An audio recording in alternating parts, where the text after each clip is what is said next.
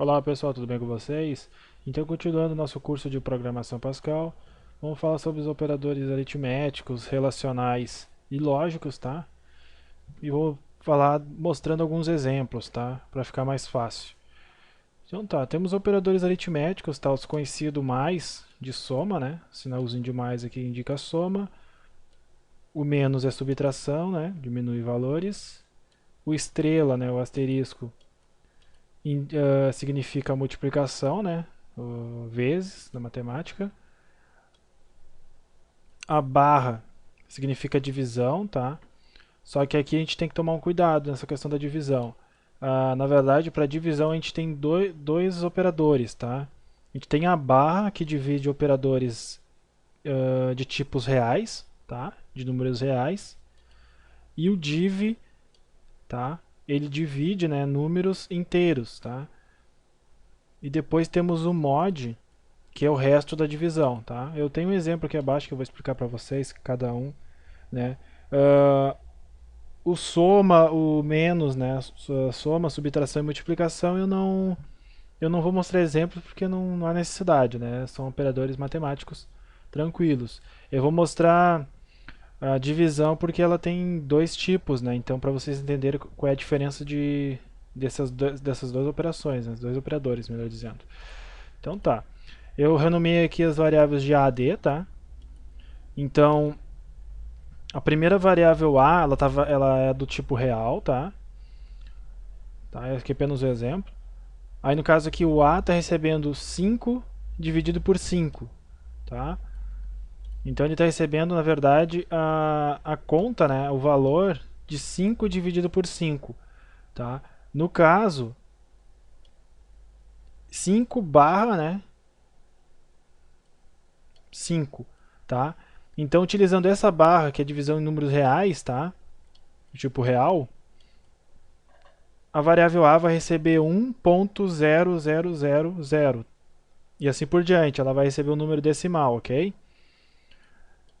Se eu colocar aqui a variável do tipo inteiro, tá? Do tipo integer no caso, integer, ela vai dar erro, tá? O compilador não vai compilar, ele vai dizer que a variável não suporta este cálculo aqui, tá? Então tem que ser sempre do tipo real, utilizando a barra, né, como divisão, tá? Agora temos aqui a variável b do tipo integer, né, do tipo inteiro. No caso, ela está recebendo a conta, né, o cálculo de 5 div 5, tá? Então é a mesma leitura, 5 dividido por 5, só que de número inteiro, tá? Ela vai dividir um número inteiro, 5 dividido por 5, 5 dividido por 5 é 1 inteiro, tá? Não tem nada de ponto, é um número inteiro. Então A vai receber 1. Aliás, aqui é B, né? Desculpa, aqui é B. Até deixa eu mudar os outros aqui. Tá, tranquilo. Aqui então o B no caso, né? B que está fazendo que é a variável. Então está recebendo 1, tá? Que é a divisão de 5 por 5 em números inteiros, tá? Ok? Acho que deu para entender bem, né? Divisão, o div é sempre com números inteiros, né? Sempre tem que ser a variável que vai receber tem que ser do tipo inteiro, tá? Do tipo integer, né? Do Pascal. E a variável no caso real, tá? Ela vai, quando for dividida, aí utiliza-se a barra, né, para divisão, ok? Quando for utilizar cálculos para colocar em variáveis reais, tá? Agora vamos por mod. Deixa eu até botar um espaço aqui para ficar melhor, tá? Eu criei duas variáveis, tá? Um do tipo, eu vou fazer dois cálculos com mod para você ver a diferença com mod, tá? O mod é o resto da divisão, tá? Então o mod ele trabalha com o resto da divisão tanto em cálculos de divisões inteiras, né? De divisões do tipo inteiro, quanto de divisões do tipo real, tá? Então eu vou mostrar a diferença. É tranquilo, é simples, tá? Então tá, então no primeiro caso aqui o C é do tipo inteiro, então 5 mod 5, tá? 5 dividido por 5, tá? Todo mundo sabe que é 1, mas a gente quer o resto, né? Quanto é que fica de resto? Fica 0, tá? Então é o resto da divisão. Então seria mais ou menos assim: O que sobrou da divisão de 5 por 5? Não sobrou nada, sobrou 0. Tá? Se fosse 5, por exemplo, 5 por 2, ou 2 por 5, melhor dizendo, sobraria 1. Tá? 2 por 5 sobraria 1. Então é o resto, é o que sobra da divisão. Tá? É o resto da divisão. No caso aqui, como é 5 por 5, 5 dividido por 5, não resta nada. Tá? O cálculo dá certo. Só que aí no caso, como é tipo inteiro, ele recebe apenas, o C recebe apenas o zero inteiro, ok? Se for no caso do tipo real, tá? O D aqui, por exemplo, D do tipo real, deixa eu mudar para o D aqui. Então o D vai fazer o mesmo cálculo, né? 5 dividido por 5, só que no caso ele vai receber 0.000, vários números decimais, ok? Então essa é a diferença do real por inteiro. Tá? Então pode utilizar o mod nos dois casos, só que aí, sabendo, né, que se for do tipo inteiro, ele vai voltar o número inteiro apenas, né, o resto inteiro. E se for do tipo real, ele vai mostrar o zero, né, fracionado, ou zero, né, o resto fracionado, ok? Acho que deu para ficar bem entendido essa parte aqui. Agora nos operadores relacionais, tá? Eu tenho alguns aqui, tá? Não são todos, mas os principais, né? Então vou explicar mais ou menos aqui. Eu tenho um exemplo de um if, tá? Que é onde mais se usa esses tipos de operadores relacionais, ok? Então um pequeno exemplo aqui, ó. Por exemplo, o A, eu botei aqui que ele está recebendo o valor de 6, então ele é igual a 6, tá? Então o A aqui, ó, menor que 10, tá? Ele vai fazer esse pedido aqui, esse primeiro else, esse primeiro if, desculpa. Ele vai fazer o primeiro if aqui. Caso não seja, ele vai fazer a segunda condição do else, a segunda condição que é o else, ok? Primeira condição o if e a segunda condição o else. Tá? Caso seja verdadeiro, ele faz a primeira condição do if. Caso seja falso, ela faz a segunda condição do else, né? Que a gente já tinha estudado na última aula até. Então, ok. Então aqui, o A, que vale 6, menor que 10. É verdade. Então ele vai fazer essa primeira condição aqui, tá? No caso, por que é verdade? Porque A é menor, tá? Isso aqui significa menor, menor que ali, ó, tá? Esse aqui é o maior que, tá? Se a gente colocar maior que aqui, opa, se a gente colocar maior, A maior que 10, tá? No caso, A vale 6, A não é maior que 10, então ele não vai fazer essa primeira condição, ele vai para o else, então ele faz isso, ok? Então ele vai fazer a segunda condição. Utilizando agora o igual, é a mesma coisa. Tá? Se o A for igual a 10, ele faz a primeira condição. Caso contrário, ele faz a segunda. Tá? Como o A não é igual a 10, ele vai fazer a segunda. Tá? Se aqui fosse 6, ele seria igual e faria a primeira condição, ok? Tá? Então, agora, vamos para o A maior igual a 10, tá? A diferença desse maior aqui que 10 é que no caso, se fosse, por exemplo, vamos dar exemplo aqui de 6, tá? Se A for maior que 6, ele vai fazer a primeira condição. Caso contrário, ele faz a segunda. No caso, ele não é maior que 6, ele é igual, então ele vai fazer a segunda. Se eu botar o igual após o maior aqui, junto, ele vai fazer a primeira condição, porque ele é maior ou igual a 6. Então, ele é igual a 6, ele faz a primeira condição, tá? No mesmo caso, se ele for menor, tá? Menor que aqui, ó.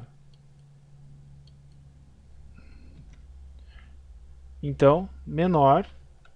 Deixa eu botar aqui o menor de novo. Aí. Então, A menor igual a 6, ele faz a primeira condição. Ele é menor ou igual a 6, porque ele é igual a 6. Né? A vale 6, igual a 6.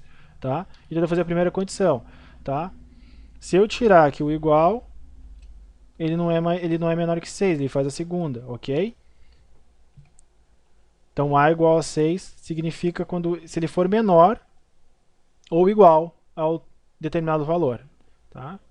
E o maior é se ele for maior ou igual a determinado valor. Tá? Se aqui fosse o 10 mesmo, ele também não faria essa primeira condição, faria só a segunda condição do else. Tá? Aí temos outro operador aqui, relacional, que é o diferente que a gente chama. Tá? Abre e fecha o maior aqui. Então, isso aqui significa diferente. Se A for diferente de 10, ele vai fazer a primeira condição, tá? Então, A é diferente de 10, porque A é 6. Então, Então, essa primeira condição vai ser a verdadeira, vai fazer isso, tá? Caso seja 6 aqui, por exemplo, A é diferente de 6? Não, não é diferente. A é igual a 6. Então, ele vai fazer a segunda condição. Ok? Ele vai fazer a segunda condição. A é diferente de 6? Não é, ele é igual. Então, ele vai fazer o else, ok? A primeira condição vai ser falsa. Acho que deu para ficar bem explicado essa parte aqui. Agora vamos para os operadores lógicos. Ok? Temos o not de negação, tá? Então, só para a gente entender, primeiramente eu vou tirar esse not aqui e vou deixar sem o not, tá? Para vocês entenderem. No caso aqui, se A for menor que 10, então ele vai fazer essa primeira condição, correto? A é 6, A é menor que 10, então ele vai fazer a primeira condição, tá? Mas se eu colocar o not, ele vai negar esta afirmação aqui, ok? Ele vai negar.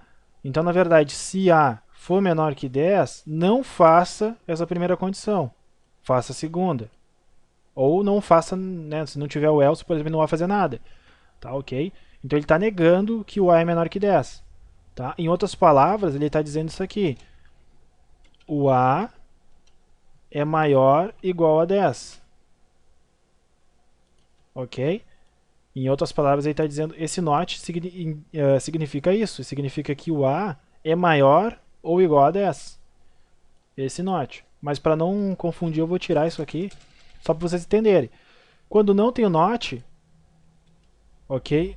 O A, quando for menor que 10, ele vai fazer essa condição. Tá? Se ter o not, né, tendo o not, ele não vai fazer. Ok? Ele vai negar. A é menor que 10? Ele é menor que 10. Tá? Mas ele não quer que faça essa primeira condição. Ele está negando.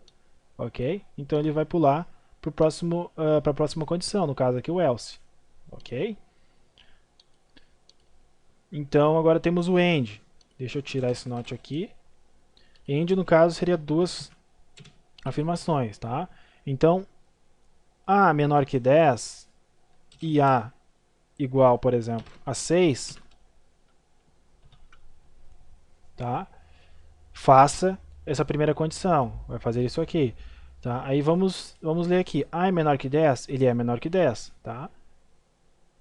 A, e no caso E, né, que significa o end significa E, né? Ok?